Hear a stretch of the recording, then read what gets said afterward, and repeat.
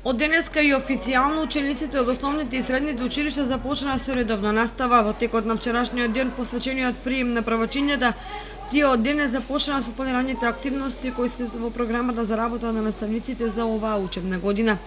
Училиштата подготвени ги пречекаа учениците и им посакаа и оваа година како и претходните да соработуваат со нив, а со тоа и да постигнуваат бројни успеси на повеќе полиња. Извршена е потребната дезинфекција и дезинсекција со што се обезбедени услови за нормално одвивање на наставата.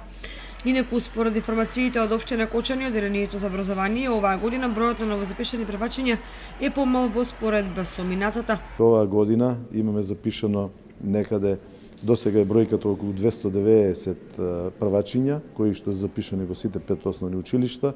Очекуваме да таа бројка се зголеми уште за десетина, така да бројката би требало да завршиме со 300 ученици.